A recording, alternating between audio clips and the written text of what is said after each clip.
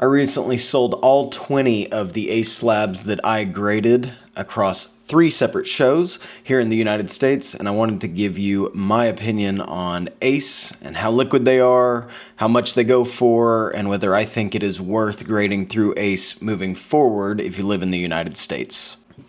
What's up, guys? My name's Spencer. I run GOATcher's Cards here in Northeast Oklahoma. And yes, you heard that right. I did, in fact, sell 20 of the 21 Ace slabs that I recently graded from my first Ace submission, which, by the way, if you haven't seen that video, I'll put a link somewhere around here so that you can watch it. I really enjoyed subbing to Ace and getting the cards back. I've got 1 slab left from that submission. It's my Ace 9 First Edition Neo Genesis Pikachu. I'm going to keep that one. Going forward, if I end up grading with Ace again, I'm going to try to keep like 1, maybe 2 slabs from each submission just to help build my own Ace collection.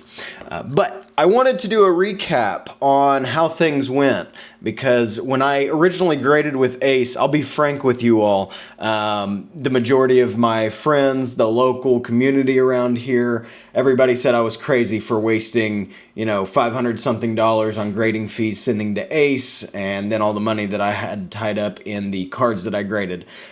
Because here in the United States, it's pretty much PSA or bust. You're going to have people who support Tag, you'll have people who support CGC, Beckett, but for the most part, it's PSA. And I know that it's that way in the majority of the world, but I know that over in the UK, Ace has really started to make a name for itself. Everybody has their haters if it's a different company. Heck, even PSA has its haters, but for the most part, the PSA community in large is monumental compared to everybody else. So with that said, I wanted to go through the last 3 card shows that we did and how Ace performed at each one of them. The first card show that we went to after I got my 21 card submission back from Ace was a local card show called Top Notch Tulsa.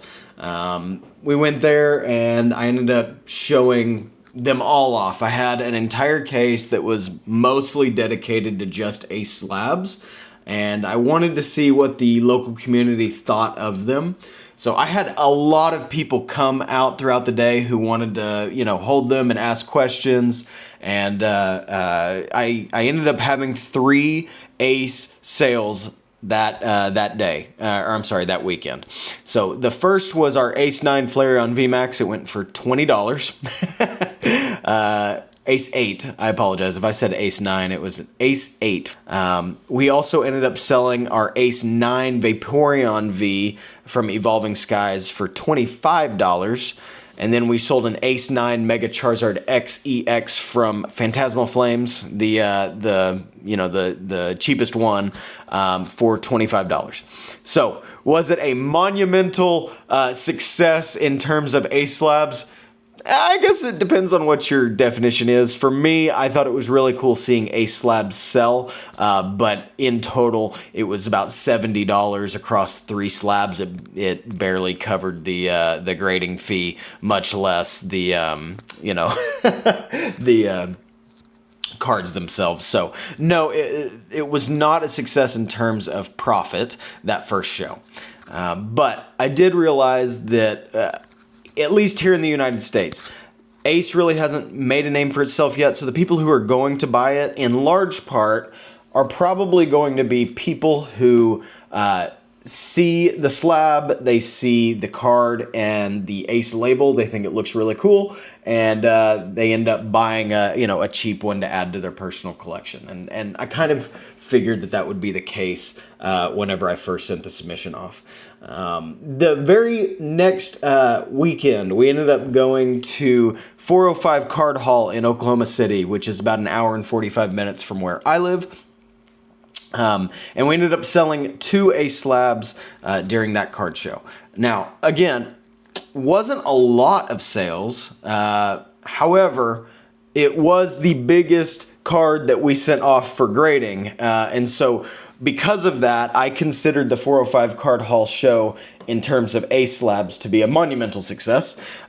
We sold an Ace 10 Dustox Ascended Heroes for $40, and then we sold our Ace 10 Van Gogh Pikachu for $1,400. At the time that I was selling it, I had a price sticker of $1,600, and I had a guy come up and offer me $1,300. We ended up agreeing on $1,400. Sales were between 14 and 16, so I was priced at the upper echelon of that range, and I originally wanted to get at least 15 out of it, but given that the entire submission between the cards and the grading fees I was into for less than $1,100, I wanted to make sure that while I had the offer in front of me, I secured all of that money back, and then the rest of the ace slabs from this point forward would be pure profit. And so in my eyes, it was a good opportunity, one, to already get in the green, right? If I sell the Van Gogh for $1,400, is it $100 less than what I really wanted? Yeah, but now I'm in the green on the rest of the submission. But two, I was able to say that people in the United States, depending on the card, are willing to buy expensive ace slabs as long as it's the right card. So we did end up selling it again for $1,400. But those are the only 2 ace sales I made during that weekend at 405 Card Hall, which, by the way, shout out Michael with 405 Trading Cards. Fantastic guy. Put on a great show for his first show. We loved it. We had a great time. We'll be back. Then the following weekend after that, we went to NTX down in Texas, down in Louisville, and started off the morning with an Ace 10 Mega Charizard XEX, sold for $50, and I thought, all right, very cool. We have started the day off strong. We got an ace slab moved. And again, I had people coming up to me in Texas saying, hey, what are these? Explain where these come from. Do you like them? Do you think that they are on the same level as some of the other major grading companies? What do you like about them? So I really had a lot of fun talking about Ace across these 3 shows. I got a lot of questions. I had a lot of people that wanted to hold them. I even had people who are diehard PSA fans or diehard Beckett fans that weren't going to buy, but pick them up and say, you know what? This is actually kind of cool. I really like the way this slab feels. I love the Ace label itself. I love that there's subgrades. You know, this is really cool. They did tell me, they'd say, I wouldn't be willing to invest my money into it because the market's just not strong enough here in the United States, so I can't guarantee I'd be able to get my money back if I decided to sell it, which is fair. But they did state that it was a really, really cool option, and they enjoyed seeing them in person. Now, at NTX Texas, this is where it got interesting. I sold the rest of my Ace slabs. The only unfortunate part is I'm not going to be able to tell you all how long it would have taken if I were to sell them individually, because I ended up selling them all to a repacker who took them at 90% of their market price. I saw it as a great opportunity to immediately liquidate the rest of what I had, get the cash, and start building the next Ace submission, which, yes, I am going to send out another Ace submission soon. I'm waiting on Ace to open up their service tiers again, and we will get that in the mail, and I look forward to the next one and seeing how long it takes us to move another 20 cards that are graded by Ace. But with that said, we did end up selling 20 of the 21 Ace slabs that we ended up grading ourselves. Again, I kept the Pikachu for my personal collection. That repacker, I later found out because he sent me some more. He sent me a list of what he was looking for later, which was a very similar list to what he had when we were at the show. I don't think he was actually supposed to buy Ace, interestingly enough, because at the top of what he sent me, it said they would be willing to buy PSA, Beckett, CGC, or Tag, but Ace was nowhere on that list. He was a new buyer for their company, so I don't know that he knew that he wasn't supposed to buy them, but he did buy them.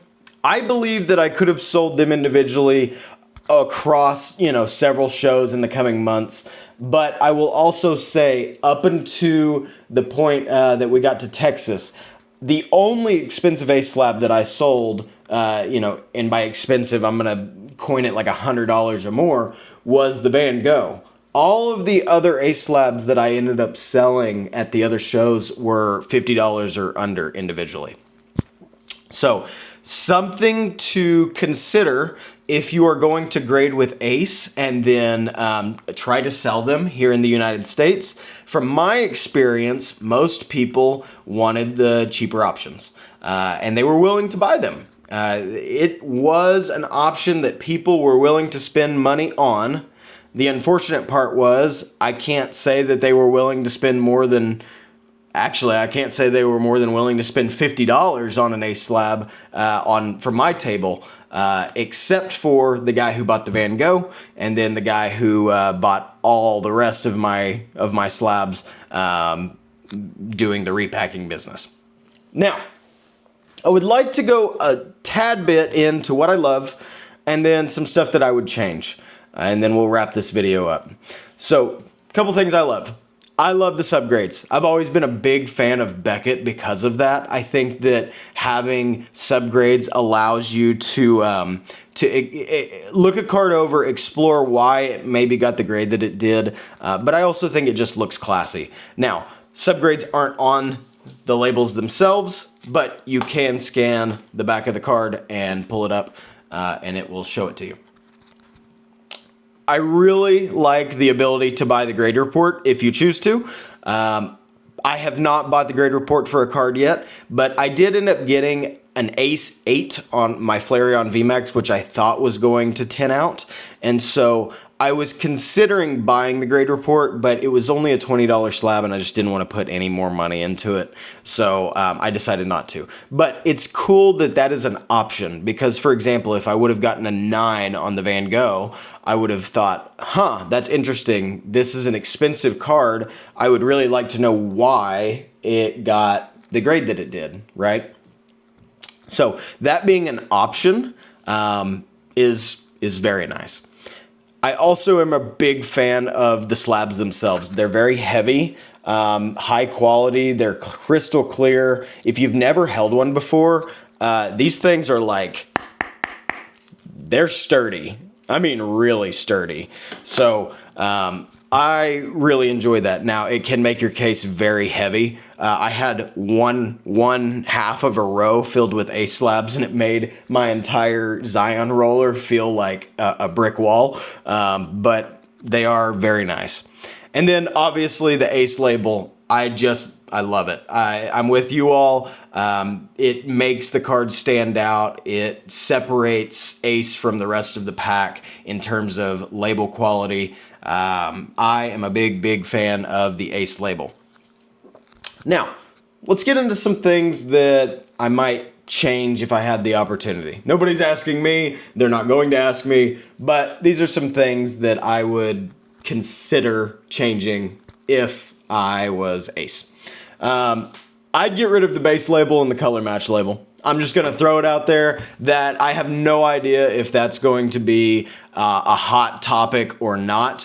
I understand that having options is a good thing, and I've never been one to say you should get rid of something if the thing that you're going towards is already an option, right? We have 3 options here in front of us. Why would we get rid of the other 2 when you have the option to just go with the third one? Well, in my opinion, it somewhat devalues Ace as a company, as a whole. Because if there are options to get the same exact card and the same exact grade with an uglier label, and those uglier labels go cheaper than Ace labeled cards of the exact same variety, it kind of creates a market that's a little confusing. I don't personally see the point. The base labels are ugly. The color match labels aren't that much better. If you're going to grade with Ace, you need to get an Ace label. I've joined multiple Facebook communities. Most of you guys are in the UK. Shout out to you all for being so cordial with me and answering questions. But anytime I see somebody post a card that they graded that is in either the base label or the color match label, they always end their paragraph with, and I accidentally messed up the label process. I meant for it to be an ace label. Nobody wants the base or the color match. Nobody's buying it. There's just no point. So I would get rid of those two. I would cook the price of the ace label into just the price of grading, and every card going forward would be an ace labeled card. I would also recommend that Ace go back through their Ace label artworks and make sure the design color matches. Some of them do not. I received a few that did not. The one that really stood out to me was the Full Art Mega Sharpedo EX, not the SIR, but just the standard Secret Rare Full Art.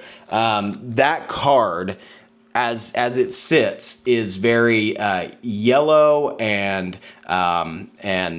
purple, but the label that I received was basically black and orange.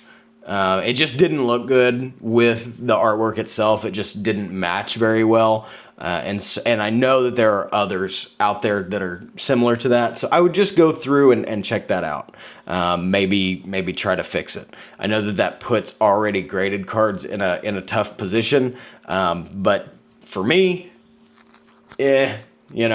I'd fix it, and then I would make sure going forward that all Ace labels that are made for new cards were approved by multiple sources to have that label on that card and that it matched. Third, I would stop shutting off submissions to play catch up. I understand why they're doing it. I'm not saying this as somebody who's like waiting to send their cards and is irritated. I'm not irritated at all. I really respect that Ace has chosen to shut off their submissions so that they can play catch up and try to get cards back to people in a respectable manner. But I'm also going to say that if Ace wants a spot at the grown-up table, they need to act like it. And shutting off your submissions is, in my opinion, not the way to go about it. I think that you all should be hiring and training while continuing business as usual, and don't shut the service off. I firmly believe that by shutting the service off, you are losing customers to competitors. And as much as some people who support Ace can, sit there and claim and say, hey, they weren't true Ace supporters anyway, we don't want them here. It's just not how that works if you want Ace to get to a point where it's nationally or worldly, internationally recognized as a top brand. If you're going to shut off the service and lose customers and roll back the time that you've gained, it's going to be tough to play catch up with your identity. So with that said, I would stop shutting off submissions, and I would start taking them back in, figuring it out, hire enough people, make some giant training classes. I know that you all have to keep the integrity of the process in place, which means you can't risk new graders ruining the overall quality of the work. But this is something that needs to get ironed out, and it needs to get ironed out quick. And finally, this was something that I just threw in at the very, very end of my thinking earlier. I would find a way to appease the side of the market that values, quote, true 10s. So CGC did this whenever they created the Pristine. Tag did this also when they created a Pristine. Beckett did this when they created a black label. PSA is the only one that so far has gotten away with not creating one, and it's because it's PSA. They don't have to have that. Everybody is trying to compare themselves to the big guy, and let's be real, guys. Nobody's catching up with PSA. They're on absolute trek upward. They're not slowing down anytime soon. If you look at any graph, any one of them, everybody is competing for second place, and it's not even close. And honestly, in terms of just sheer volume of what's being submitted, CGC has taken off and gone crazy as well. It's like PSA here, CGC here, and then everybody else is like way, way, way down here vying for third place. So I would find a way to appease the side of the market that values true tens. I bring that up and say that because after spending some time as a part of the Ace community, after grading cards, spending some time on the Facebook platforms, on the pages, and asking questions, a lot of people are upset that Ace cards are not as expensive as PSA or Beckett. And I firmly believe it's largely because if you look at some of these Ace 10s, they don't look like 10s, right? But it's just because of the grading criteria. I personally don't think there's anything wrong with it. You know, I talked about in my first video around Ace that they utilize 60-40 front centering because whenever Ace was created, that was the gold standard. And then PSA shifted to 55-45, and suddenly everybody's expectations became, more strict. And now people see a 60-40 card and think, man, that's so off center, that shouldn't be a 10, even though that's what it was like for years. But again, currently, most Ace 10s are not competing in price with much of the major companies. Now, you can ask what you want for your Ace 10s, and you may even sell them for what you are asking at a show. But if I can go on eBay and get it for $500, $1,000, $1,500 cheaper than what your asking price is, your asking price simply isn't market. If I can go buy it cheaper at any time, your asking price isn't market. Unfortunately, I would love if Ace cards were more expensive than PSA cards. I would love it because I'm a big fan. I really like them. But being realistic, if I can go buy it somewhere else a lot cheaper, $1,000 cheaper than what you're valuing it at, because you're valuing it at PSA prices, it's just not market price. And yes, I would rather pay the taxes with eBay and wait for the shipment than pay you an extra $1,000. So with that said, Ace needs to find a way, in my opinion, to create a market for their cards that is upper echelon, right? Something that people can grab and say, hey, this is a quality card coming from a quality company, and it is worth the price tag. And, help them compete a little bit. Because right now, it's tough.